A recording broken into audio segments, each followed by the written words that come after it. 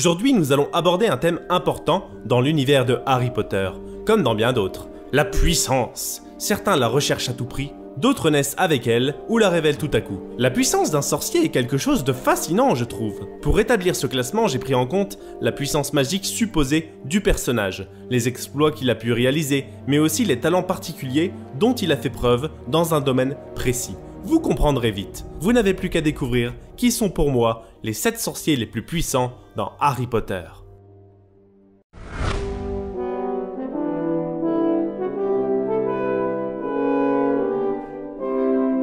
On commence ce classement avec un peu de triche, mais je devais mettre les 4 fondateurs dans ce classement tant ils sont des légendes dans l'univers de Harry Potter.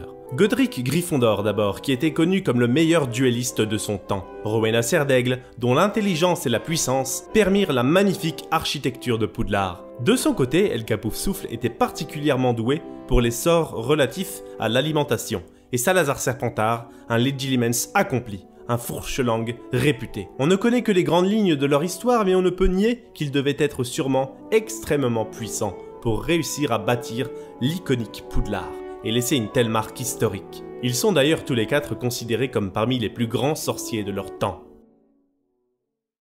Cette 6e place a été la plus difficile à attribuer, parce que pour moi les 5 premières places étaient évidentes, mais beaucoup de prétendants pouvaient avoir celle-ci. Le professeur Flitwick par exemple, un excellent sorcier, un personnage puissant qui en plus est un expert en sortilèges. Kingsley Shacklebolt aussi, un excellent aurore qui a survécu à 2 guerres et est même devenu ministre de la magie plus tard. Mais mon choix s'est finalement arrêté sur...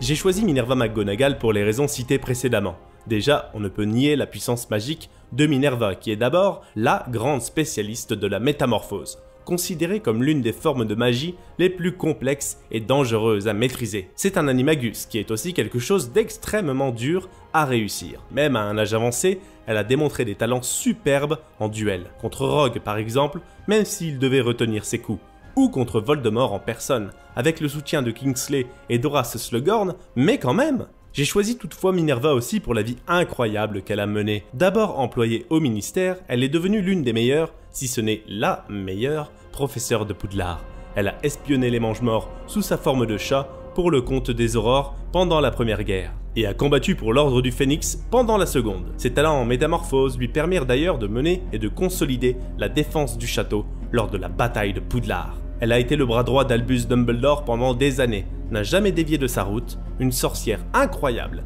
avec un palmarès, des hauts faits, une spécialité, tout ce qui démontre à mes yeux la puissance d'un personnage.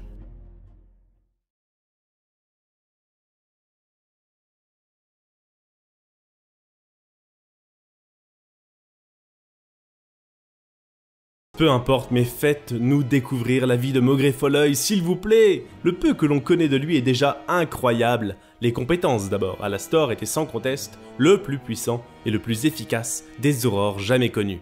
Un duelliste brillant, il connaissait bien la magie noire, sans se laisser trop tenter, et était très doué pour les sortilèges informulés. Comme son nom l'indique, il s'agit de la capacité de lancer des sortilèges sans prononcer sa formule. Une autre forme de magie très difficile à maîtriser. Son œil magique en plus lui donnait une vision hors norme, et il pouvait voir sans problème sous la cape d'invisibilité. Il a passé des années à combattre les Mangemorts, y a laissé un œil, une jambe, la moitié de son nez, mais sa puissance lui a permis de remplir la moitié d'Azkaban à lui tout seul. Il a notamment arrêté Igor Karkaroff alors qu'il était Mangemort et tué Evan Rosier, un autre partisan de Voldemort. Bénédiction finale pour moi, Voldemort en personne le considérait comme le plus puissant sorcier du côté du bien suite à la mort de Dumbledore, puisque lors de l'attaque des 7 Potters, c'est Maugrey qui a été visé le premier. Maugrey Folleuil, malgré son grain de folie, a consacré sa vie et sa santé à combattre le mal. Il a fait preuve de maintes capacités, de spécialités, a réalisé des exploits et est mort sur le champ de bataille.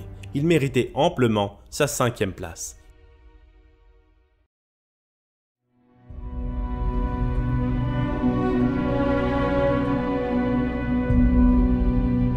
On entre encore dans une autre dimension à mes yeux avec le cas du maître des potions en personne, qui est d'une puissance impressionnante. Comme McGonagall avec la métamorphose, Rogue était le spécialiste absolu d'une forme de magie très difficile à maîtriser. On en est à un point où, en étant encore élève à Poudlard, Rogue améliorait la confection de certaines potions. C'est assez dingue quand même. Il était aussi extrêmement brillant en général, connaissait énormément de sortilèges et en a même inventé. Inventer des sortilèges, c'est vraiment incroyable. D'une manière générale, de toute façon, c'est extraordinaire ce qu'a pu accomplir Severus Rogue.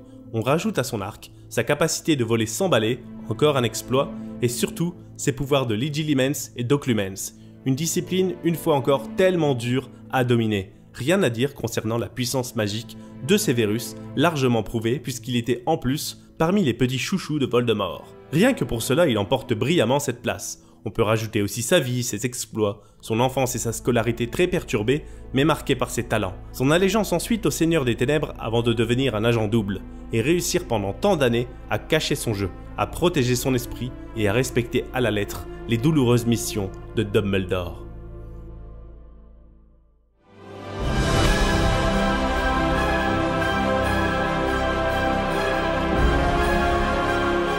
Paradoxalement, Gellert Grindelwald empoche la 3e place, mais c'est vraiment un pari que je prends, plutôt qu'une véritable décision de ma part. Je suis encore aujourd'hui peu convaincu, j'ai longtemps hésité à mettre Rogue à sa place, tant la puissance de Severus est établie alors que beaucoup d'ombres planent encore sur celle du mage noir. Pour moi, on le connaît bien plus pour son côté manipulateur, pour ses plans et ses idées machiavéliques, que pour ses véritables capacités magiques, sachant en plus qu'il a été vite en possession de la baguette de Suro qu'il a volée, qui lui donna un avantage certain sur tout adversaire au combat. Toutefois, il faut reconnaître que Grindelwald a dû aussi faire preuve de capacités hors normes pour fasciner à ce point le jeune Dumbledore. Il était d'ailleurs décrit comme aussi brillant intellectuellement qu'Albus lorsqu'ils étaient jeunes. Et l'intelligence n'est-elle pas aussi une certaine forme de puissance? Il devait être aussi un sorcier hors pair pour atteindre un tel niveau de domination, être considéré comme l'un des mages noirs les plus dangereux de tous les temps. Baguette de Suro ou non. Je pense que les films à venir nous donneront plus de renseignements sur les capacités de Grindelwald. Espérons seulement que cette réputation ne soit pas uniquement due au nombre de ses victimes. C'est un tout autre type de méchant que Lord Voldemort, une autre forme de domination qui s'est personnifiée en Grindelwald. Mais nul doute que derrière tout cela devait aussi se dégager une puissance magique titanesque. J'ai hâte de la découvrir plus en détail.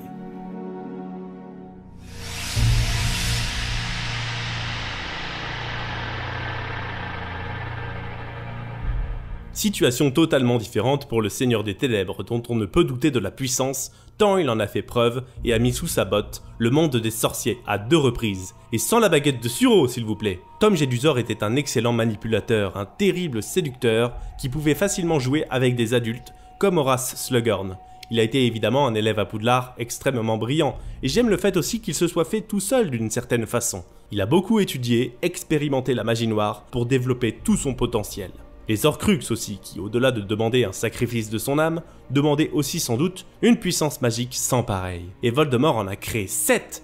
Celui-ci était vraiment prêt à tout pour gagner en puissance, quitte à le payer de son physique. Héritier de Serpentard, fourche-langue, Voldemort pouvait voler sans balai, s'immiscer facilement dans les pensées, il avait des propriétés magiques très rares. Sa puissance était telle qu'il a pu facilement rallier des sorciers à sa cause, par crainte, simplement par peur, en plus de ceux qui le retrouvaient par idéologie. Je le vois vraiment comme une force très brute, une magie noire, intense, meurtrière, qui effraie, qui fait ployer le genou à ceux qui n'ont pas le courage de résister. Aucun n'a pu le vaincre ou le neutraliser avant que n'intervienne l'amour de Lily Potter lors de la Première Guerre, et il a su combattre, défaire de nombreux personnages puissants de la saga, parfois même plusieurs à la fois. Il aura fallu le plan de Dumbledore, l'intelligence de Hermione, le courage et le sacrifice de Harry, de Rogue, bien d'autres, et son propre ego, pour l'anéantir pour de bon.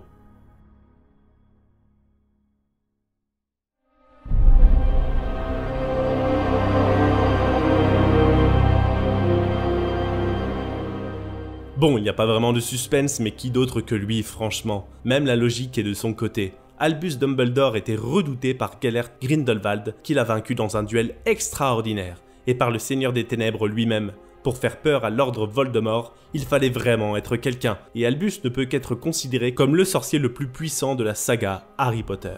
Entré à Poudlard dans la maison Gryffondor, il est reconnu comme l'élève le plus brillant jamais vu dans cette école. Il était logique qu'il finisse par devenir professeur là-bas. Il était tellement puissant qu'il pouvait très bien avoir plusieurs spécialités à enseigner, avant de devenir enfin le directeur iconique de Poudlard. Souvent réclamé comme ministre de la magie, il a fondé l'Ordre du Phénix, il a reçu l'Ordre de Merlin et bien d'autres titres. Dumbledore avait des aptitudes en alchimie, en legilimency, il pouvait lancer des sortilèges informulés, être invisible sans utiliser de cape, voire à travers la cape d'invisibilité aussi.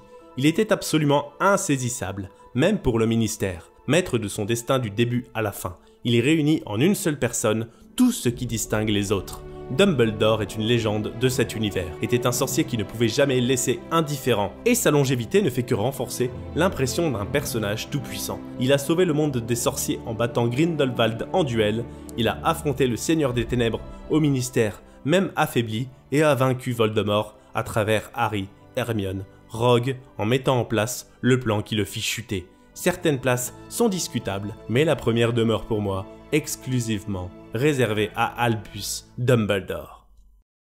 Et voilà mes petits moldus, c'est la fin de ce nouveau top. Évidemment, beaucoup d'autres personnages puissants existent dans la saga Harry Potter, comme Bellatrix Lestrange ou les membres de l'Ordre, qui selon vous auraient mérité de faire partie de ce classement. Auriez-vous mis un autre personnage en première place? Dites-moi tout dans les commentaires, j'ai hâte de lire ça.